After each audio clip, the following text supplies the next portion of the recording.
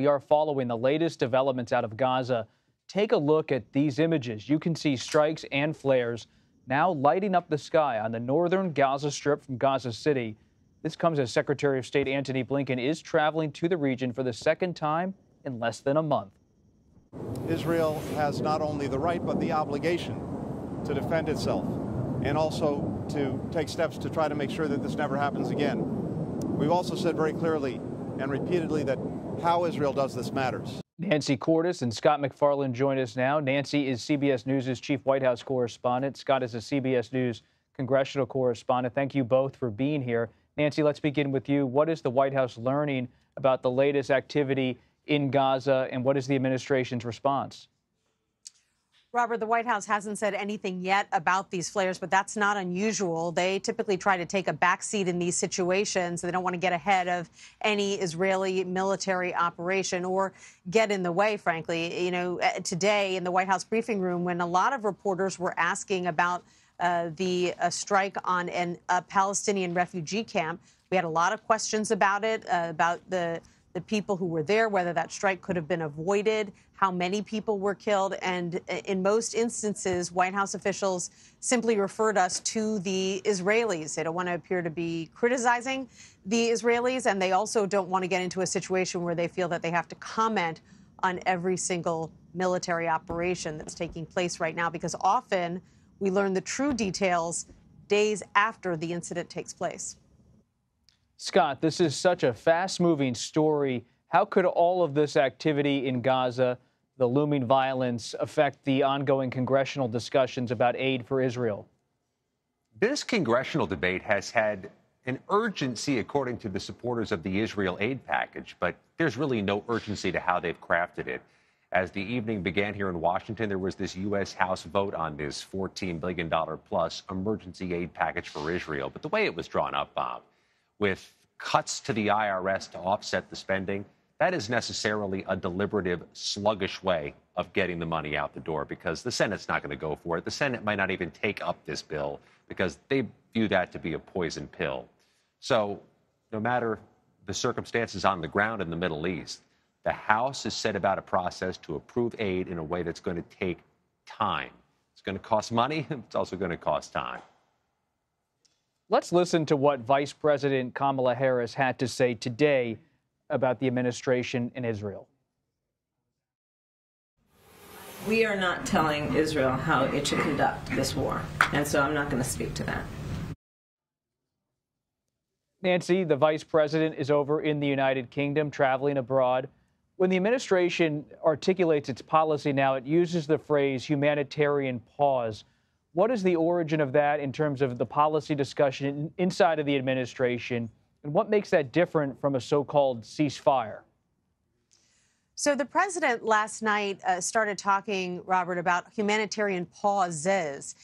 In other words, brief stoppages of the fighting at strategic times if there's an opportunity to get civilians out of harm's way or to get hostages out of the country. So they're not just talking about one particular humanitarian pause. They're talking about the possibility for strategic pauses from time to time when there's an opening to get hostages out. The president actually argued at a fundraiser last night in Minnesota that he had been behind a humanitarian pause a couple of weeks ago when both sides stopped fighting and two hostages, two Americans, a mother and her daughter from Illinois, were able to be taken out of Gaza. So that's what they're talking about.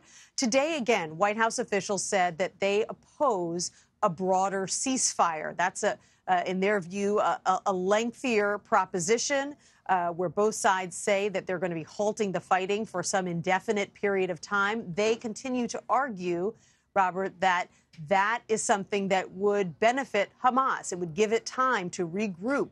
And even though we now are hearing from our first Democratic senator, that's Dick Durbin of Illinois, that he thinks a ceasefire would be a good idea, by and large, most of Congress still appears to agree with the White House that a ceasefire would not be called for at this time.